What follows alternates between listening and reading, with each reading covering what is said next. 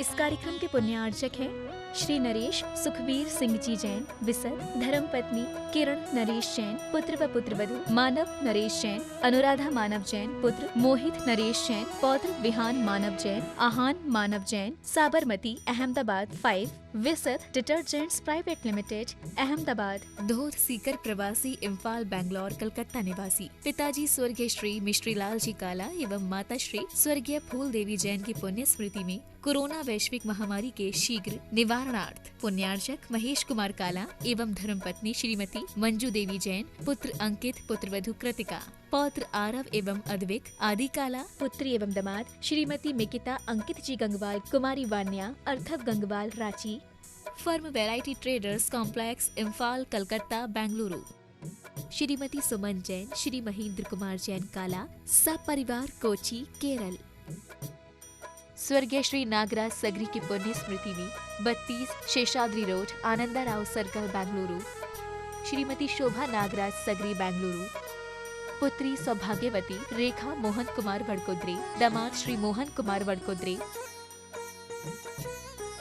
पुत्री सौभाग्यवती प्रतिभा सदन, दामाद श्री सदन कुमार बेंगलुरु, पुत्री सौभाग्यवती सची देवी रवि कड़बी, दामाद रवि कड़बी बेंगलुरु, श्रीमती सरोज, श्री सुनील, आशिका, प्रतीक जैन, अंकित एवं Khushboo Pataudi, firm Saroj roofing private limited Cochin, Shri Chhavi Kumar Sethi, Shrimati Kavita Devi Sethi, Sheel Chand Chhavi Kumar Sethi, firm Amar roller flour mill, Dimapur, Nagaland.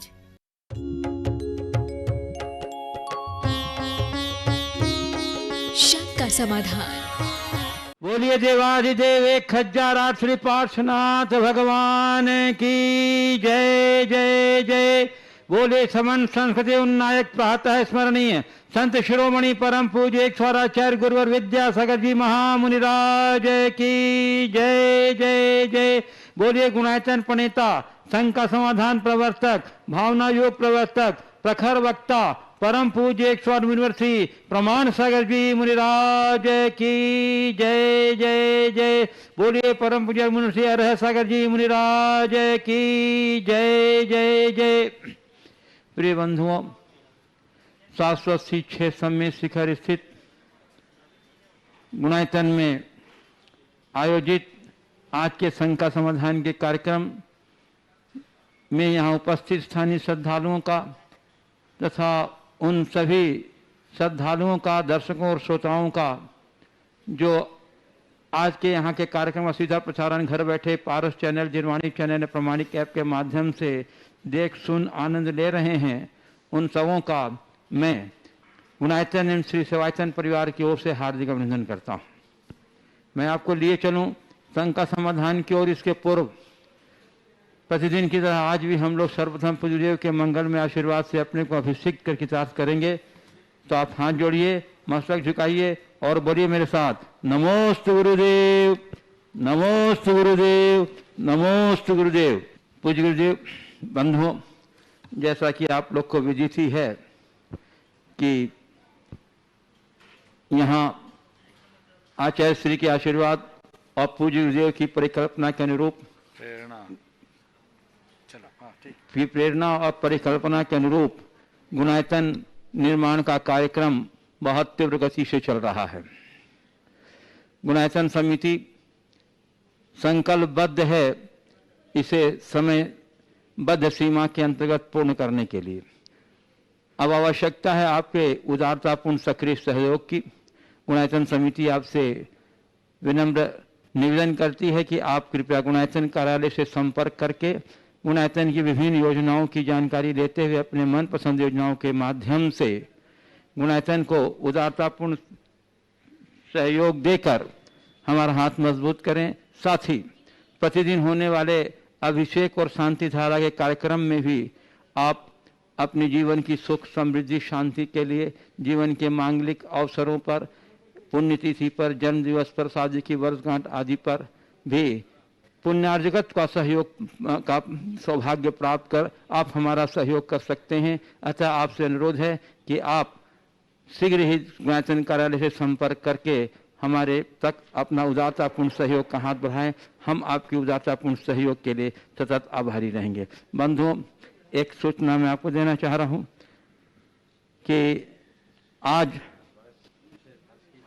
जो विशेष प्रेरणाप्रद सूचना है कि श्री सुनील जी जैन, श्रीमती पूनम जी जैन, पुत्र मोहित जी जैन, रोहित जी जैन, नोएडा, जो गुणायतन से पूर्व में ट्रस्टी के रूप में जुड़े थे, आज उनके विवाह की वर्षगांठ है और इस उपलक्ष्य पर ये ट्रस्टी से आगे बढ़कर संरक्षक के रूप में गुणायतन से जुड़ गए हैं। हम आपकी उदारता का बहुत बहुत सम्मान करते हुए हम आपके सफल दाम्पत्य जीवन के साथ साथ सुखद उन्नत भविष्य की कामना करते हैं। यह सूचना श्री सुनील जी जैन के द्वारा फोन पर प्राप्त हुई है। गुणायतन परिवार आपके प्रति भूरी भूरी साधुवाद प्रदान करता है। चलिए अब मैं आपको लिए चलता हूँ संघ का समाधान की ओर।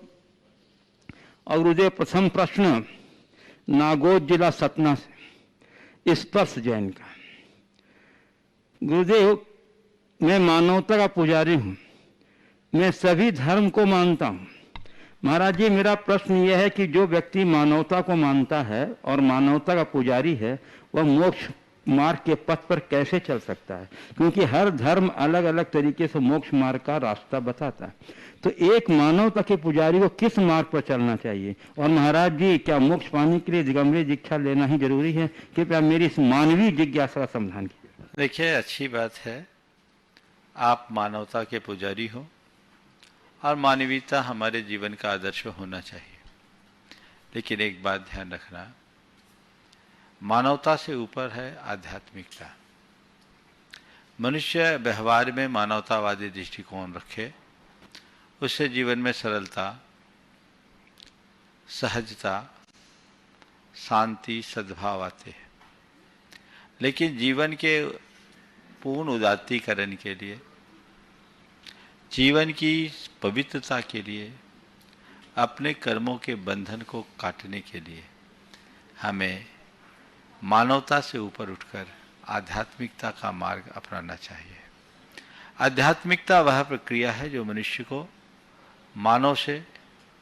मानवता से ऊपर उठाकर भगवत्ता तक पहुंचाती है। प्रारंभिक भूमिका में मानवतावादी दृष्टि रखना निश्चित अनुकरणीय है, लेकिन वहीं अटकना ठीक बात नहीं। हम तो बहुत उच्च भूमिका के अधिकारी हैं। हर मनुष्य में भगवान छिपा है, हर प्राणी में परमेश्वर है। अपने भीतर के परमात्मा को पहचानो जो हमें बहुत ऊंचाई देगा। तो उसको पहचानने के लिए हमें अध्यात्म का रास्ता अपनाना चाहिए। जहाँ तक मोक्ष पाने के लिए हम किसको अपनाएं, तो मैं तो एक ही बात कहता हूँ कि जो दो नाव पर सवार होता है वो कहीं का नहीं होता। जो तुम्हें युक्ति मत दिखता है, जो तुम्हें कल्याणकारी दिखता है और जिसे लगता है कि तुम इससे सुगमता से अपने लक्ष्य तक पहुंच जाओगे, उसको अनुकरण कर लो। अब मैं इसके लिए तुम्हें ये नहीं कह सकता कि यही करो। व्यक्ति को खुद सोचना चाहिए कि मेरा मार्ग एक्चुअल में क्या है, जैसा मैं होना चाहता हूं, जो मैं पाना चाहता हूं, उसके अनुकूल रास्ता क्या है। जहां तक दिगंबरी दीक्षा का सवाल है, दिगंबर होने से मोक्ष नहीं मिलता, निर्ग्रंथ बनने से मोक्ष मिलता है। और निर्ग्रंथ हम तभी बन पाते हैं जब हमारे पास तिल तुस मात्र परिग्रह नहीं होता। तो तन से और मन से जब कोई दिगंबर होता है, तब वो मुक्ति का अधिकारी बनता है। इसलिए साधन है दिगंबरत्व मुक्ति का, उसे आत्मसात करके ही आगे बढ़ना चाहिए। पूज्य गुरुदेव, सतना मध्य प्रदेश से श्री सिद्ध दीपेंद्र जैन कह रहे हैं, गुरुदेव पिछले 1 साल से कोविड के कारण हम सभी बच्चों के एग्जाम ऑनलाइन घर पर हो रहे हैं। तो गुरुदेव चाहे कितनी भी कोशिश करें, जो प्रश्न नहीं बनता उसके लिए किताब देखने में आ ही जाता है। तो हम अपने मन को कैसे दृढ़ बनाएं कि घर बैठे हम बिना किताब देख करके ही लिखें? देखिए, ये सब तब तक होता रहेगा जब आप केवल परीक्षा के लिए पढ़ाई करोगे, नंबर पाने के लिए पढ़ाई करोगे। जब तक आप परीक्षा को दृष्टि में रखोगे, तब तक आप ये सब तरह के हथकंडे अपनाते रहोगे। लेकिन जब ज्ञान पाने की दृष्टि से, कुछ अच्छा सीखने की दृष्टि से पढ़ोगे तो ये सारी व्यथा और दुविधाएं समाप्त हो जाएगी। इसलिए हमें चाहिए कि हम अच्छा पाने की दृष्टि, अच्छा सीखने की दृष्टि से पढ़ाई करें, ज्ञान पाने की दृष्टि से पढ़ाई करें। और वो आप समयबद्ध तरीके से पढ़े। भले आज लॉकडाउन के कारण व्यवस्थाएं अनुकूल नहीं है, लेकिन पढ़ाई के साधन अगर घर में सुलभ है और ऑनलाइन पढ़ाई यदि हो रही है तो उसका लाभ उठाना चाहिए। हमारा समय कीमती है। सभी विद्यार्थियों को चाहिए कि वह अतिरिक्त दबाव मन में लाए बिना अच्छे से पढ़ाई करे। दूसरे शब्द में कहूँ कि वो स्वाध्यायी बने। स्वाध्यायी बनने का मतलब है जो बिना किसी आलस्य के निरंतर अपने पढ़ाई को रखे। तो ये आगे बढ़ने का एक रास्ता है। हमारे शास्त्रों में स्वाध्याय की बड़ी अनूठी परिभाषा दी। ज्ञान भावना आलस्य त्याग है स्वाध्याय। ज्ञान की भावना और आलस्य के त्याग का नाम स्वाध्याय है। तो सतत पढ़ो। ये मत सोचो कि स्कूल नहीं जाना पड़ रहा है। ये मत सोचो कि अब हमें परीक्षा थोड़ी देनी पड़ेगी, ऑनलाइन हम चाहे जैसा कर लेंगे। इसमें नुकसान तुम्हारा है। तुम जितना ज्ञान पाओगे जीवन आगे बढ़ेगा, और जितना ज्ञान से विमुख रहोगे जीवन पीछे रहेगा। गुरुदेव, अयोध्या उत्तर प्रदेश से श्री नीरज सेठिया कह रहे हैं, गुरुदेव सम्यक दर्शन के 8 दोषों में प्रथम दोष है शंका। तो गुरुदेव, हम सब शंका समाधान प्रश्न करने वाले लोग सम्यक दृष्टि नहीं है। शंका और जिज्ञासा में क्या अंतर है, कृपया से बताएं। ये सवाल कई बार आया है। शंका समाधान में प्रश्न करने वाले मिथ्या दृष्टि नहीं है, और इसको लेकर आप अपने सम्यक्त्व पर शंका मत कीजिए। शंका का तात्पर्य संदेह है, संशय है, और एक अर्थ है अश्रद्धा। अगर तुम्हारे मन में मोक्ष मार्ग के प्रति अश्रद्धा है तो वो शंका है। मोक्ष मार्ग के प्रति अविश्वास है तो अश्रद्धा है। और यदि तुम्हारे मन में कोई संदेह है, उसके निवारण के लिए तुम कोई प्रश्न करते हैं, तो वह एक जिज्ञासा है। जिज्ञासा मनुष्य को समाधान की ओर ले जाती है, और अश्रद्धा मनुष्य को अटका देती है। तो वो जो अश्रद्धा मूलक शंका है, जो उस पर ही, उस वस्तु के तत्व के स्वरूप के होने पर ही सवाल खड़ी करती हो, जो हमारे मन को स्वीकारने ही न देती हो, उस शंका से बचना चाहिए। पूज्य गुरुदेव, अजमेर राजस्थान से श्री राकेश मंजू पटनी कह रहे हैं, गुरुदेव कुछ लोगों का मानना है कि गृहस्थ आश्रम में भी शुद्धोपयोग हो सकता है, कृपया इस जिज्ञासा का समाधान करें। देखिए, जैन तत्व जिज्ञासियों के मध्य हमेशा से एक विवाद का विषय रहा।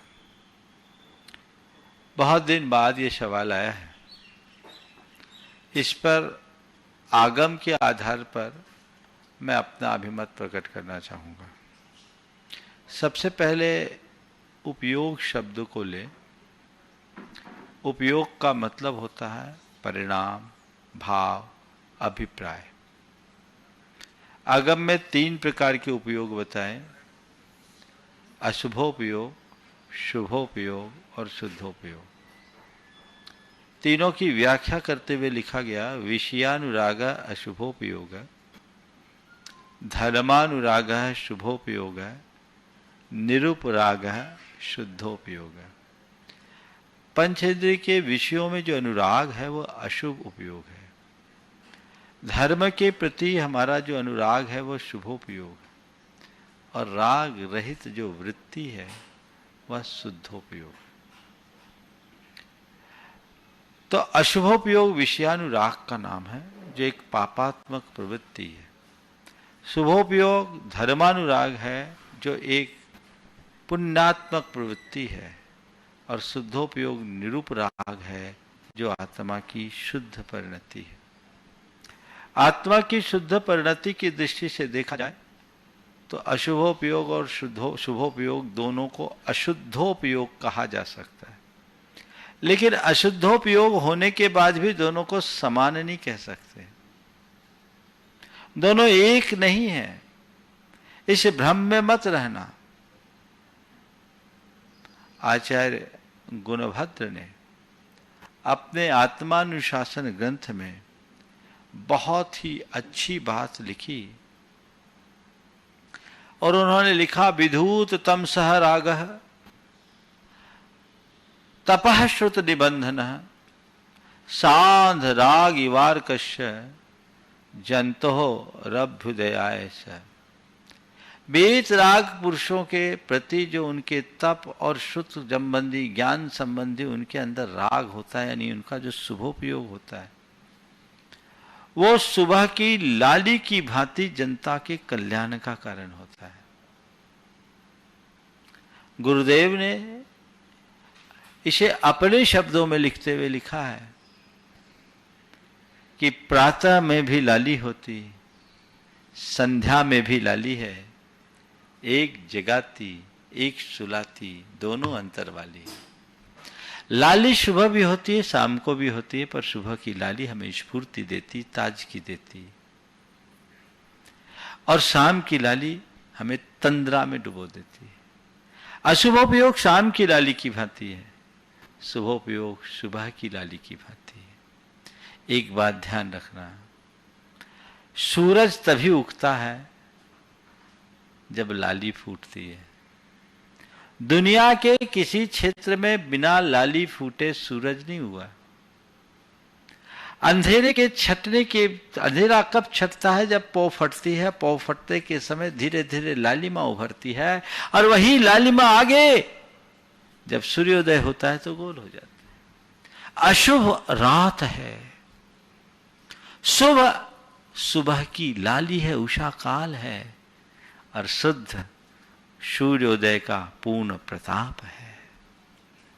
तो ये क्रम है शुभोपयोग को अशुभोपयोग के समतुल्य कहना आगम की अनभिज्ञता को प्रकट करता है।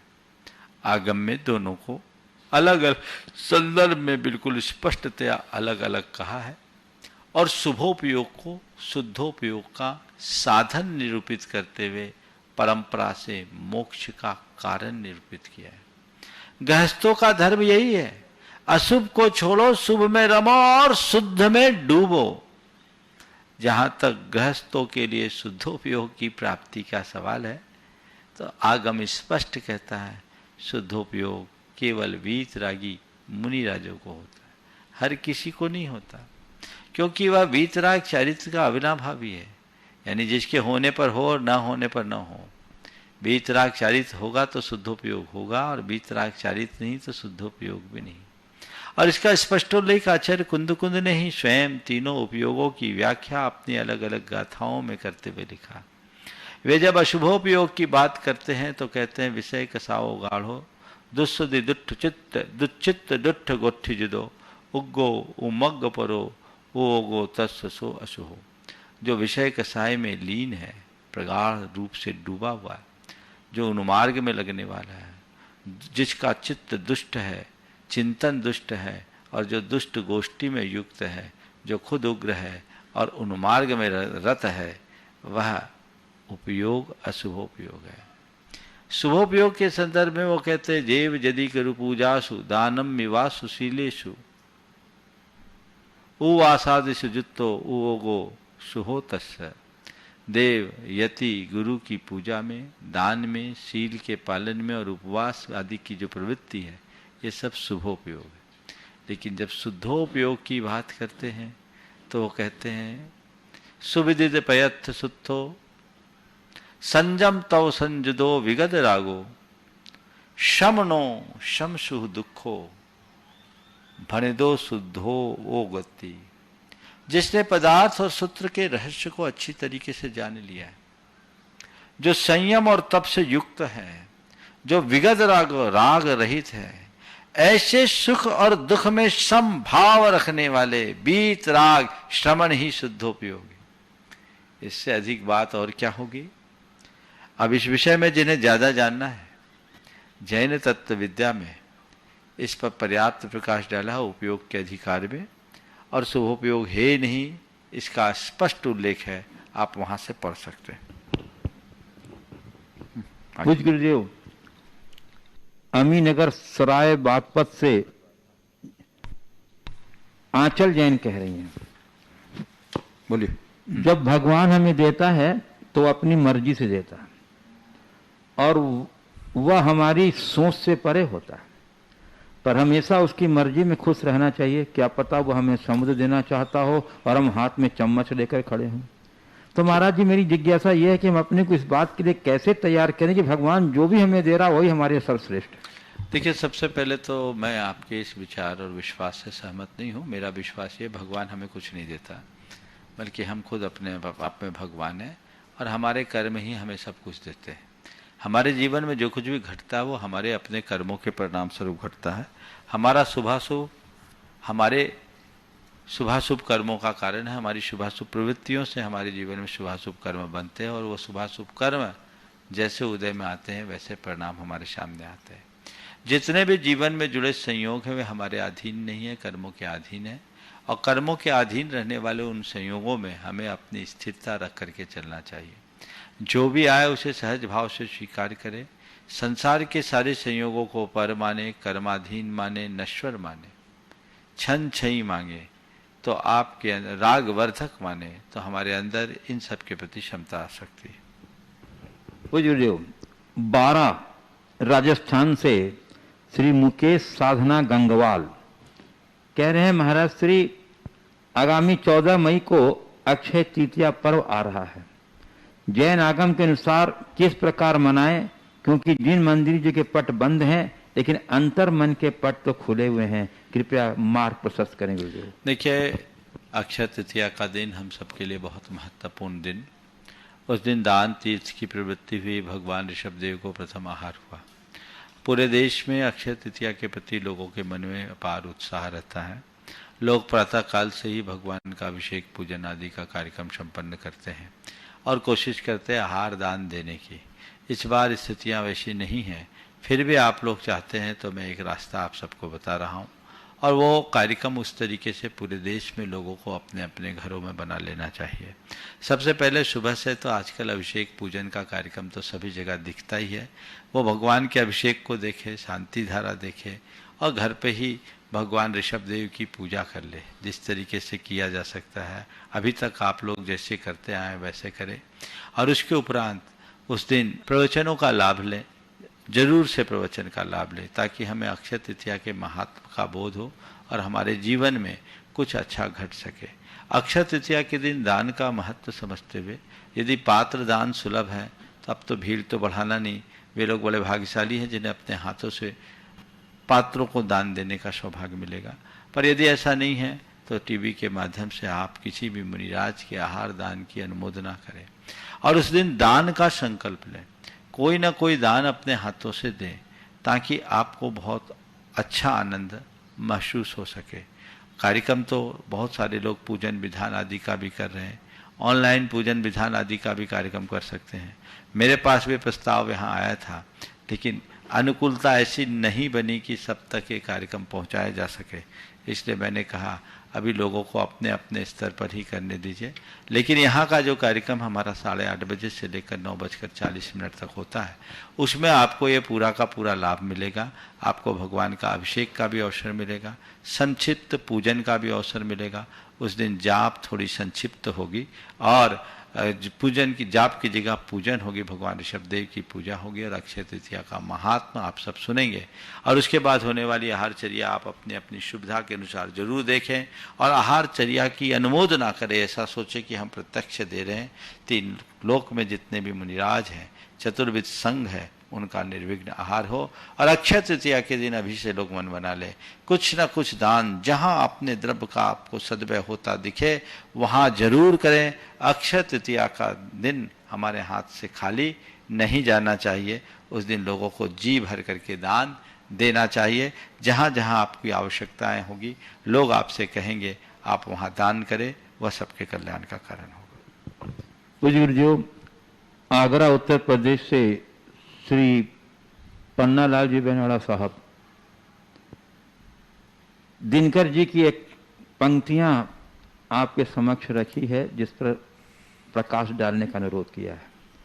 पंक्तियां हैं, छोड़ो मत अपनी आन शीश कट जाए, मत झुको अनय पर भले व्योम फट जाए, 2 बार नहीं यमराज कंठ धरता है, मरता है जो एक ही बार मरता है। आगे भी देखो ना, ऑनलाइन है। तुम स्वयं मृत्यु के मुख पर चरण धरो रे, जीना हो तो मरने से नहीं डरो रे। देखिए दिनकर जी की ये जो पंक्तियां हैं बड़ी प्रेरक पंक्तियां हैं, और ऐसे तो उनकी सारी पंक्तियां बड़ी प्रेरक होती हैं।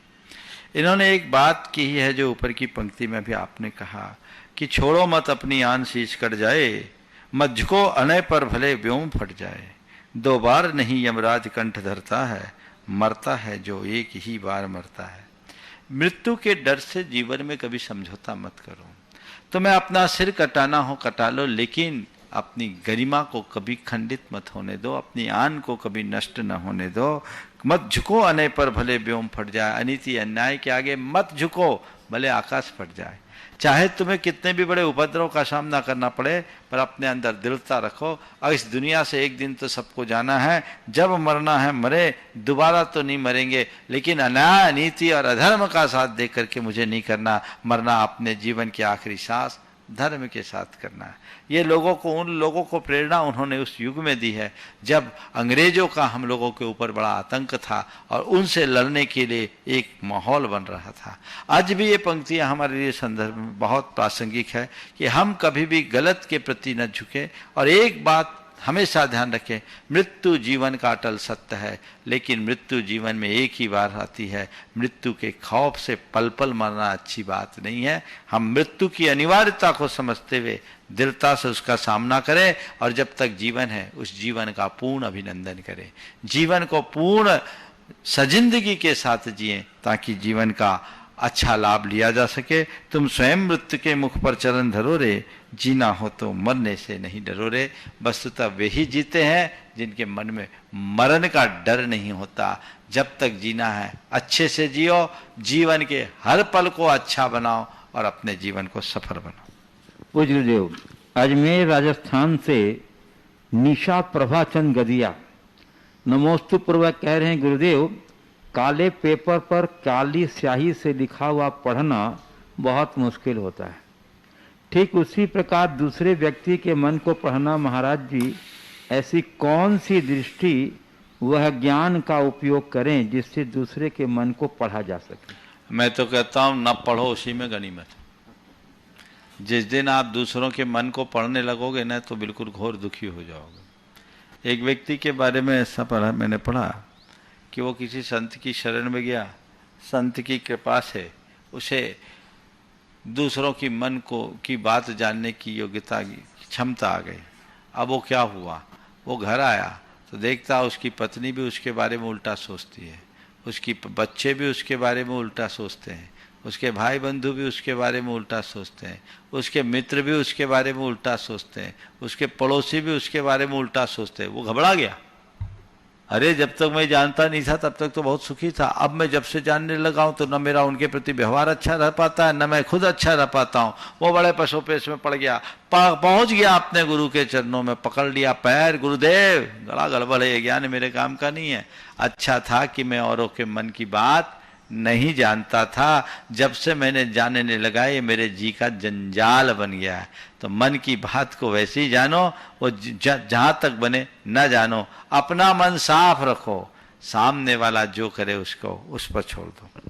वो गुरुदेव पार्ले पॉइंट सूरत गुजरात से श्री अशोक कुमार गांधी कह रहे हैं, गुरुदेव आचार्य श्री ने एक बार कहा कि शरीर को हल्का करने से पहले मन को हल्का करना जरूरी है। ऐसा क्यों, और मन को हल्का करने का क्या उपाय है? देखिए, शरीर को हल्का करने से पहले मन को हल्का करना, देखिए शरीर को हल्का करना तो बहुत सरल है, मन को हल्का करे बिना कोई काम नहीं। थोड़ा सा आप कुछ दिन के लिए डाइटिंग कर लीजिए, शरीर हल्का हो जाएगा, लेकिन मन किसी डाइटिंग से हल्का नहीं होने वाला। मन हल्का तब होगा जब हम मन के बोझ को उतारेंगे, और मन के बोझ को वही उतारेगा जो अपना प्रतिक्रमण करेगा, अपने चित्त को निर्मल बनाएगा, अपनी सारी बुरी स्मृतियों को त्यागेगा, अपने पापों को छोड़ेगा, अपने दोषों को छोड़ेगा। जब तक हम अपने पाप, बुराई और दोषों को नहीं छोड़ते, अपनी बुरी स्मृतियों को नहीं छोड़ते, मन हल्का नहीं होता। और जब तक मन हल्का नहीं होता, जीवन बोझिल बना रहेगा। इसलिए भले तन का तुम्हारा वजन कम हो, तन के वजन से भारी मन का वजन है। इसलिए केवल तन को हल्का या फिट करने की कोशिश में मत लगो, मन को फिट करो, फिर किसी और को फिट करने की जरूरत ही नहीं होगी। पूज्य गुरुदेव कटनी मध्य प्रदेश से सुरभि जैन, सतीश जैन, पाटन परिवार कह रहे हैं, मुनि श्री जी सेवा का स्वरूप क्या होना चाहिए? हमारे घर में हमारे बड़े बुजुर्ग रहते हैं तो उनकी सेवा हमें कैसी करनी चाहिए?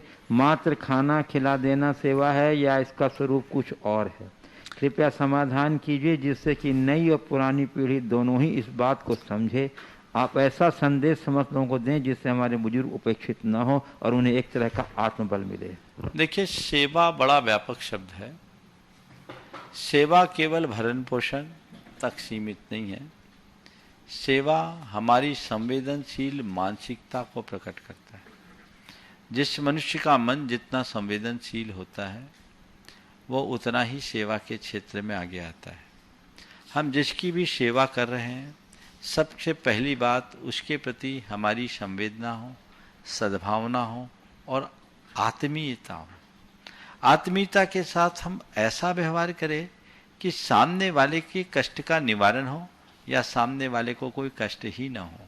हम अगर वो बीमार है तो उनके लिए न केवल औषधि उपचार करें अपितु उनकी मानसिक स्वास्थ्य को भी ठीक बनाए, उनको इस तरीके से प्रेरित करे, उनके मन को इतना मोटिवेट करे कि उनका मनोबल ऊंचा हो जाए और वो अपने जीवन को आगे बढ़ा सके। ये सेवा का एक रूप है। हम तो सेवा का एक रूप जानते हैं जो हमारे परंपरा में बहुत पुराने समय से होता रहा है। एक दूसरे के प्रति प्रगाढ़ आत्मीयता हमारे यहाँ रही है और उसका सबसे अच्छा उदाहरण ये रहा कि अगर किसी को खांसी चली तो बाजू वाला का हाथ उसकी पीठ सहलाने के लिए अपने आप लग जाता था। ये प्रेम है और प्रेम प्रेरित सेवा है। आज की पीढ़ी में इन सब बातों का दिनों दिन अभाव होने लगा है। आज कोई सामने वाला परेशान है, बीमार है, कष्ट भी हो रहा है तो वो बाजू में खड़ा हुआ देखता रहेगा।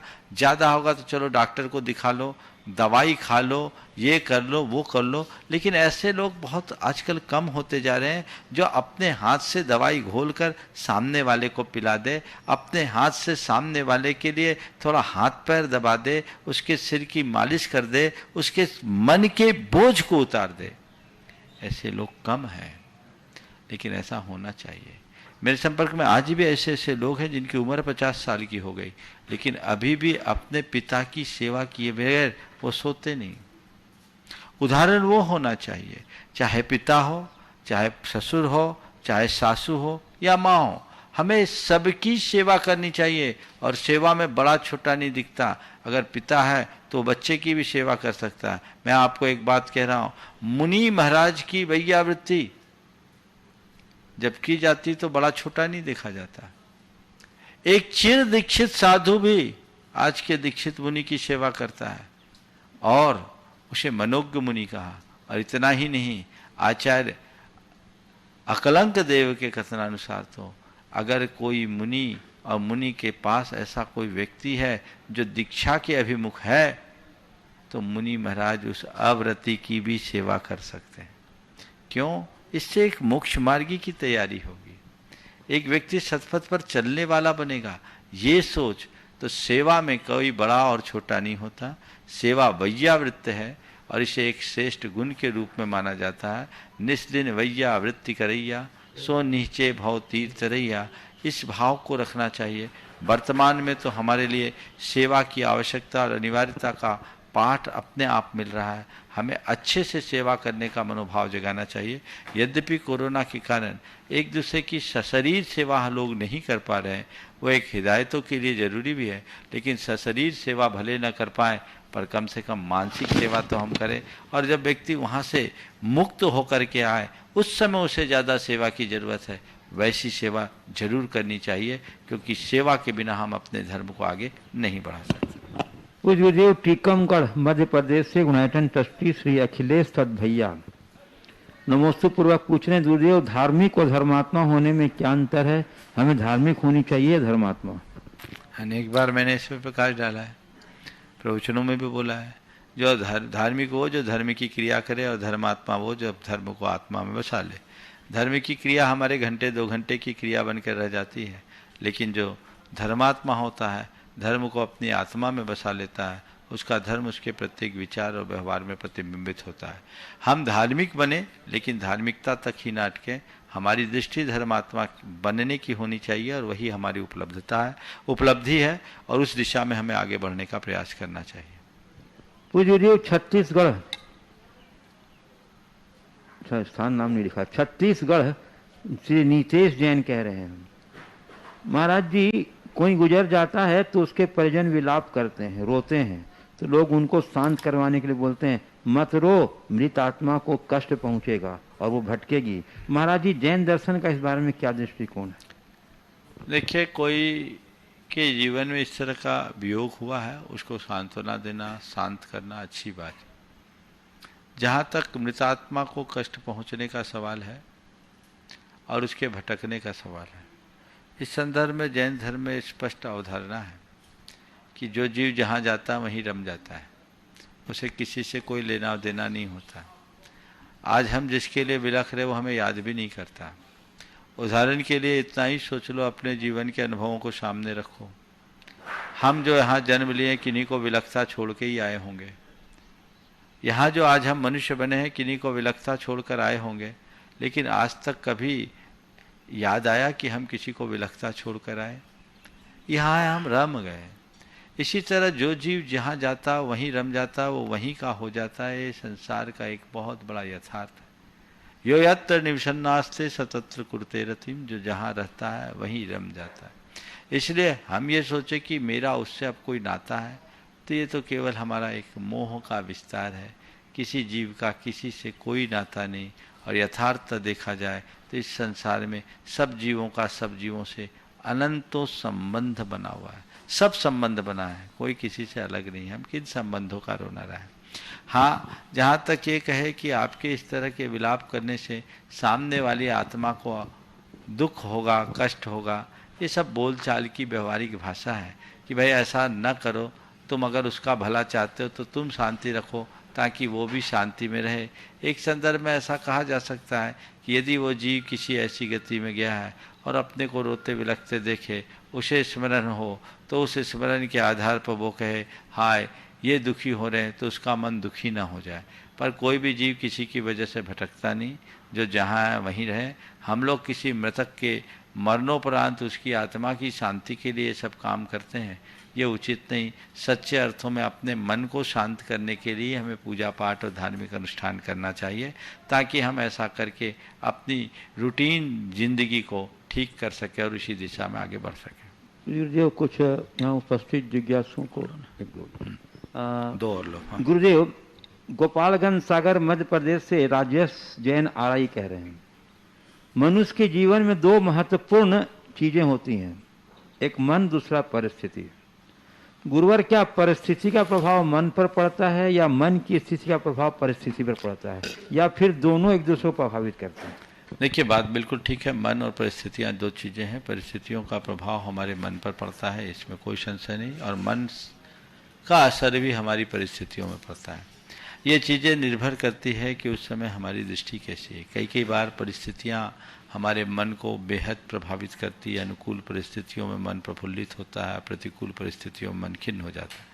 और अगर हम और थोड़े दूसरे दृष्टि से देखें तो हम एकांत निर्जन स्थल पर रहें तो हमारा मन बहुत जल्दी से एकाग्र और प्रसन्न हो जाता है।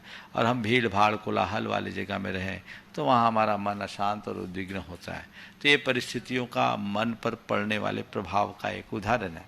लेकिन दूसरी तरफ अगर कोई व्यक्ति अच्छा साधक है तो वो कहीं भी रहे, योग्य वियोग्य भूने वने वा, वो अपने ध्यान की एकाग्रता में डूबता है तो भीड़ भाड़ में भी वो अपने में खो जाता है और वह उसके जीवन में एक अलग प्रकार की रसानुभूति कराता है। वो उसके जीवन का एक आनंद होता है। तो जिनने अपने मन को साध लिया, परिस्थितियाँ उसकी दास बन जाती है, और जिनका मन अभी सधा नहीं है वो परिस्थितियों का दास बन जाता है। ये जीवन का एक बहुत बड़ा सत्य है। लेकिन एक बात हमेशा ध्यान रखना, परिस्थितियाँ हमारे हाथ में नहीं है, मन स्थिति हमारी वो हमारे हाथ में है। हमें चाहिए कि हम अपने मन को मोड़ने में समर्थ हो जाएं और अपने मन को परिस्थितियों के रूप ढालने की क्षमता अपने भीतर विकसित कर लें, तो चाहे कैसी परिस्थिति हो वो हम पर हावी नहीं होगी। परिस्थितियों से को बदलना हमारे हाथ में नहीं है, लेकिन परिस्थितियों से हम प्रभावित हों या ना हों ये हमारे हाथ में है। अगर हमारा मन परिस्थितियों से अप्रभावित रहे तो हम जीवन में परम रस को प्राप्त कर सकते हैं। इसलिए हमेशा परिस्थितियों का रोना रोने की जगह अपनी मनस्थिति को ठीक रखने का प्रयास करना चाहिए। पूज्य धर्मपुरी मध्य प्रदेश से श्रीमती शकुंतला बच कह रही हैं, महाराज श्री, जैसे हम अपना फोन मोबाइल फ़ोन यूज करते हैं और जब हमारा मोबाइल फ़ोन डिस्चार्ज हो जाता है तो हम उसे मेन पावर के साथ कनेक्ट करके फुल चार्ज कर लेते हैं। इसी तरह हमारी आत्मा रूपी बैटरी भी वर्तमान के वातावरण से डिस्चार्ज हो गई है। अब प्रश्न यह है कि इस आत्मा रूपी बैटरी को किस मेन पावर से कनेक्ट करके हम इसे फुल चार्ज कर सकते हैं? भैया, आत्मा की बैटरी को चार्ज करने के लिए पावर पॉइंट तक जाओ और जहाँ पावर है वहाँ देखो। जिनकी बैटरी खूब चार्ज है, आप लोग आज देखो क्या होता है, दो तरह से चार्ज किए जाते हैं। एक तो पावर पॉइंट में जाते हैं, और पावर पॉइंट में नहीं है तो आप लोग क्या करते हैं, चार्जर रखते, पावर बैंक रखते हैं ना। तो पावर बैंक आपके पास हो, लेकिन वो पावर बैंक जब फुल चार्ज हो तब ना आपकी बैटरी चार्ज करेगा। तो पावर बैंक के पास जाओ, जो आपको फुल चार्ज दिखता है उससे अपनी कनेक्टिविटी बना लो, आप भी चार्ज हो जाओ। पूज्य गुरुदेव, इंदौर मध्य प्रदेश से इंजीनियर सीके जैन पूछ रहे हैं, गुरुदेव भक्तामर स्तोत्र की महिमा परिचय में अमेरिका में मरीजों पर होने वाले शोध से स्पष्ट हुआ है कि यदि मंत्र या प्रार्थना के साथ मरीजों को दवाई दी जाती है तो 200% का फायदा होता है। तो गुरुवर, घर में हम रोज जो भी ग्रहण करते हैं वह शरीर चलाने के लिए एक प्राकृतिक औषधि है, जैसे भोजन, दूध, जल इत्यादि। तो क्या इसको लेने के पूर्व हमें 9 बार ओंकार मंत्र का स्मरण करना चाहिए, जिससे हमें भी 200% ऊर्जा प्राप्त हो? बिल्कुल करना चाहिए, हमें अंदर सद्भाव रखना चाहिए और उसका बड़ा प्रभाव होता है, इसमें कोई संशय नहीं। हमारे यहाँ तो विभिन्न प्रकार के मंत्र भी हैं जो भोजन आदि के ग्रहण करने के काल में ऐसा करना चाहिए। गुरुदेव, अब मैं यहाँ उपस्थित जिज्ञासुओं में को आमंत्रित करना चाहता हूँ। प्रथम प्रश्न के लिए मैं श्रीमती लता गंगवाल, गया बिहार, गुणाचरण मंत्री को आमंत्रित कर रहा हूँ। इसके बाद तैयार रहेंगे श्री राजकुमार जी, काला हजारीबाग। नमोस्तु गुरुजी। नमोस्तु गुरुजी। गुरुजी, मेरा प्रश्न है कि इंसान के जिस्म का सबसे खूबसूरत कोमल हिस्सा दिल होता है, तो महाराज श्री अगर वो दिल साफ ना हो तो वो किसी काम का नहीं होता है, किसी भी काम का नहीं होता है। गुरुजी, इस दिल को सुंदर और खूबसूरत कैसे बनाए, और चमकता चेहरा भी किसी काम का नहीं होता महाराज। बहुत अच्छा भाव आपने प्रकट किया है। हमारे शरीर का सबसे कुछ कोमल अंग दिल है, और दिल को हम साफ कैसे रखें? अगर दिल साफ ना हो तो किसी काम का नहीं, भले हमारा चेहरा भी कितना क्यों न चमकता हो। तो दिल को साफ करने के लिए क्या करना है? दिल को साफ रखने के लिए आपको कुछ नहीं करना, जिन बातों से दिल मलिन होता है उससे बच जाओ। दिमाग को साफ रखो, अपने आप को विकारों से मुक्त रखो, जीवन में सहजता और सरलता को प्रकट करो। दिल साफ रहेगा, जीवन अपने आप आगे बढ़ेगा। नमोस्तु गुरु। श्री राजकुमार जी, काला हजारीबाग। उसके बाद तैयार रहेंगे गुणायतन के शिरोमणि संरक्षक परिवार से श्री प्रत्युष जी जैन, कन्नौज। गुरुदेव के चरणों में सत बंधन, सत नमन। गुरुदेव, माँ एक बहुत छोटा सा शब्द है। हाँ, माँ एक बहुत छोटा सा शब्द। हाँ, माँ। लेकिन माँ से बड़ी दुनिया में कोई चीज नहीं है। वो जीवन में 9 माह अपने बच्चे को गर्भ में धारण करती है, अपने खून पसीने से सींचती है, तब मनुष्य का जन्म होता है। लेकिन एक पिता जो मनुष्य जन्म के बाद उसकी युवा अवस्था तक उसका पालन पोषण, उसकी शिक्षा दीक्षा, उसकी हर इच्छा अपेक्षाएं पूरी करता है, लेकिन पिता को कोई वो सम्मान नहीं मिलता, उचित सम्मान नहीं मिलता। क्यों? देखो, ऐसा नहीं है। हमारी संस्कृति में मातृदेवो भव, पितृदेवो भव कहा। माता पिता दोनों को देवता स्वरूप रखा है। अंतर केवल इतना है कि माँ का संबंध पेट से ही होता है और माँ से हमारी निकटता कुछ ज़्यादा होती है।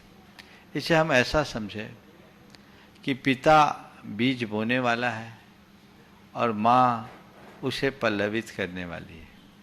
जैसे धरती पर बीज बोया जाता है तो धरती में वो बीज पल्लवित होता है। अगर बीज ही न बोया जाए तो पल्लवित कैसे होगा? अगर पिता ही न हो तो माँ की स्थिति क्या होगी? संतान का जन्म कैसे होगा? तो संतान के जन्म के लिए माता और पिता दोनों का महत्वपूर्ण स्थान है।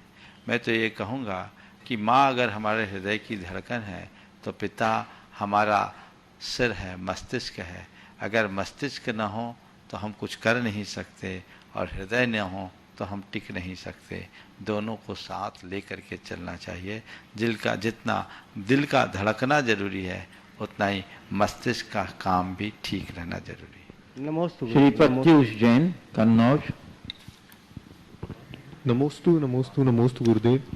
गुरुदेव, मेरा प्रश्न है कि क्या नारकी जीवों को भी सम्यक दर्शन हो सकता है क्या? और होता है, हो सकता है, 7वें नरक तक भी हो सकता है। मतलब उसमें मतलब छाई और उपशम में कौन सा? वहाँ नहीं होता। जो यहाँ से पहले से आयु बांध लेते हैं वे छाई सम्यक दर्शन के साथ नरक जाते हैं, पहले नरक तक होता है।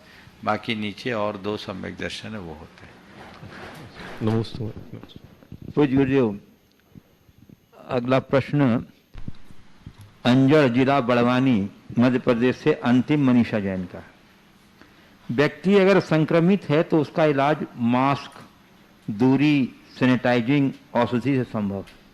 लेकिन अगर व्यक्तित्व ही संक्रमित हो तो उसके इलाज के लिए कौन से 4 उपाय कारगर होंगे?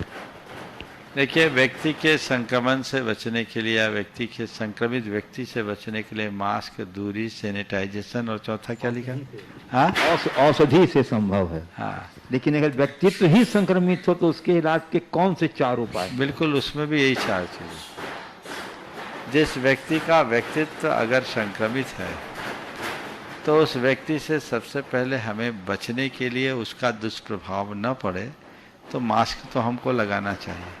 संक्रमित व्यक्ति का असर हम पर न पड़े, इसके लिए हमें चाहिए कि हम मास्क लगा करके चले और अपने जीवन व्यवहार को उस तरीके से बढ़ाएं।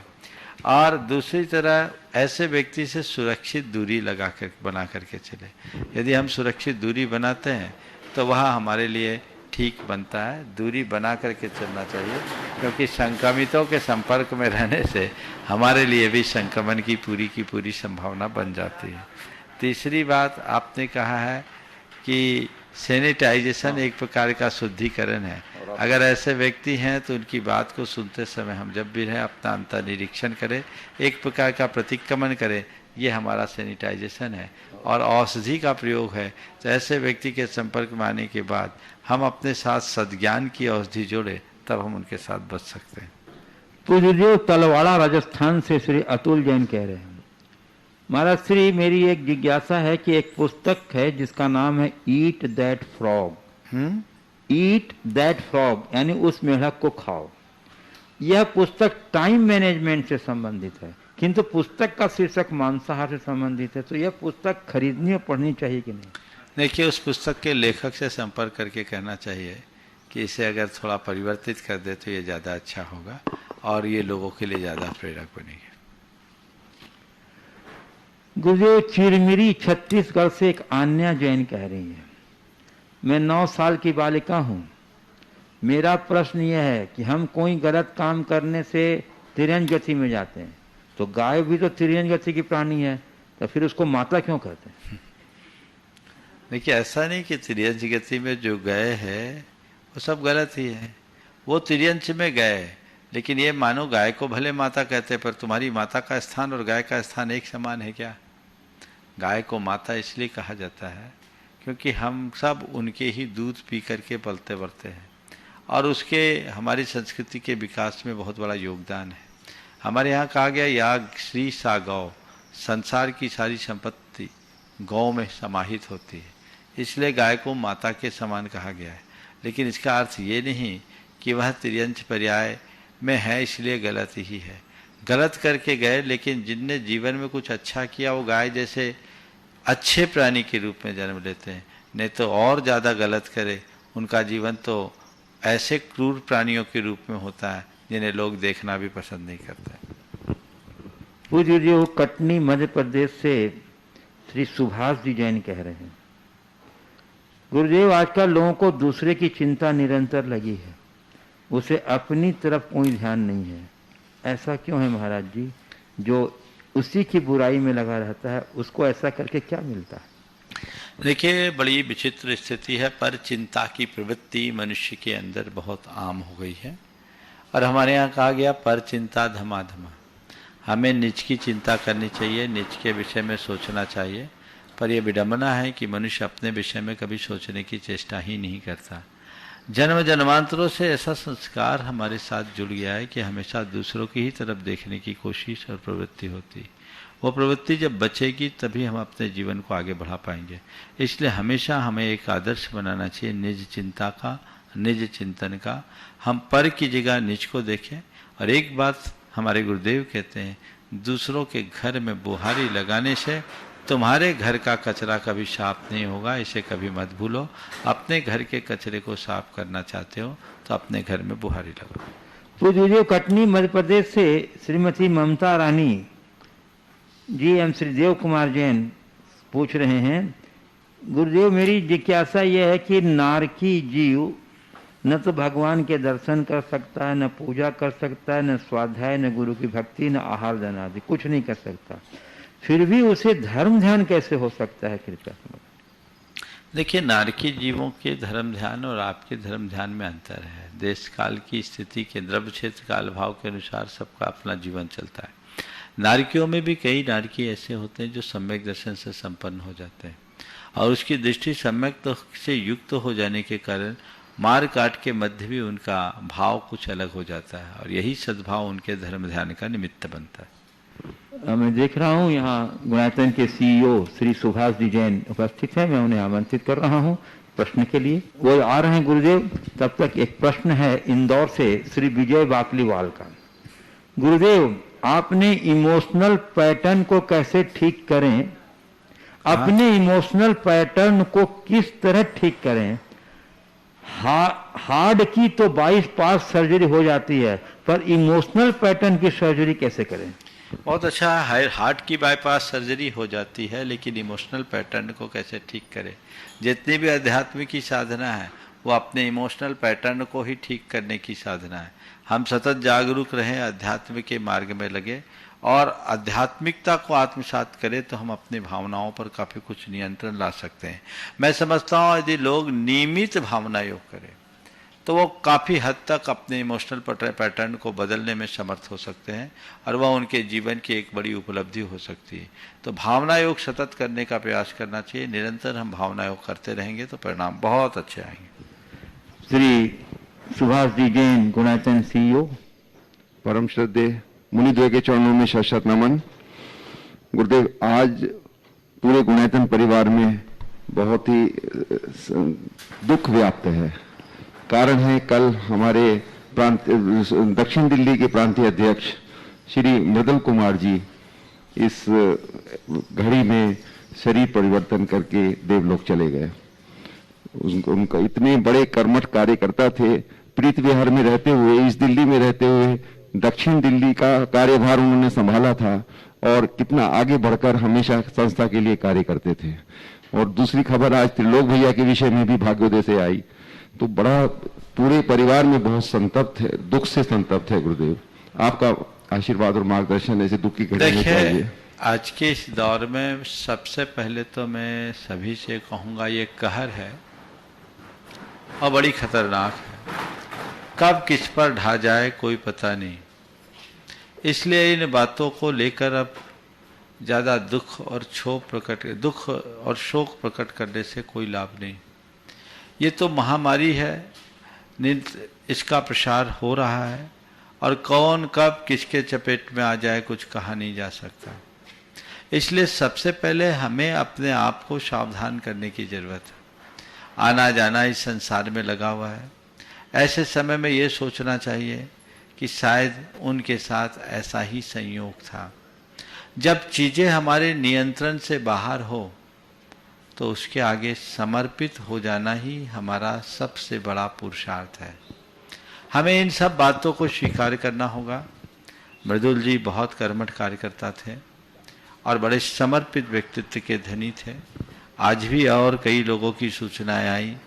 मैं तो चाहता नहीं कि इस मंच से उन सब चीज़ों की चर्चाएं बार बार की जाए, क्योंकि ऐसी चर्चा करने से लोगों को तकलीफ़ें होती है। वे लोग भी सोचते हैं ऐसा हो गया वैसा हो गया।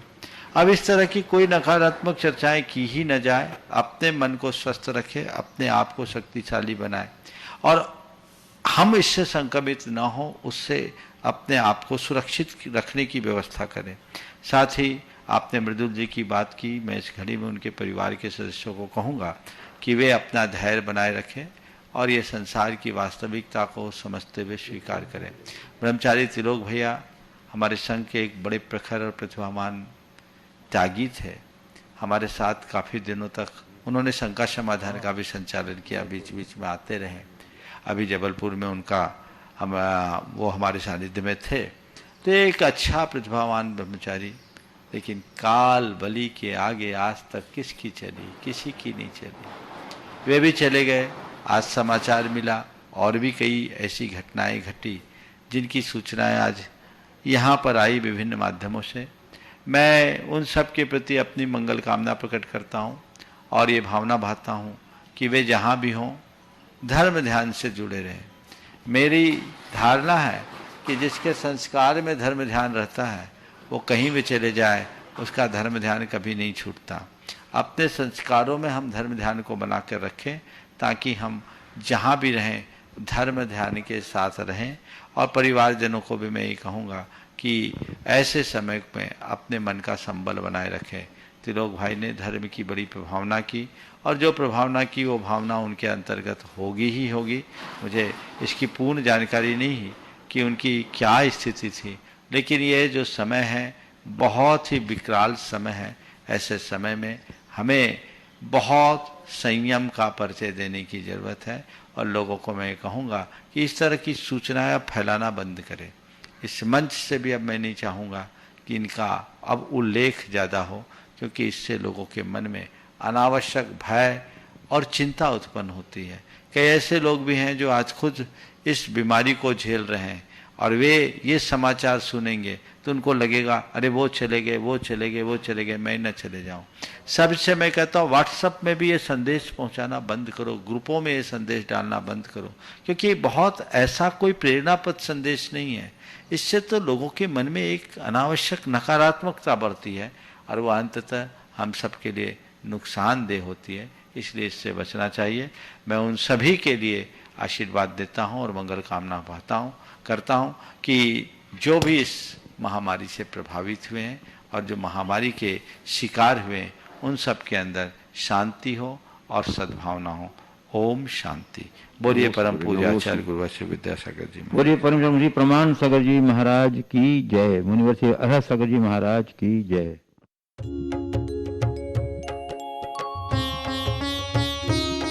शंका समाधान।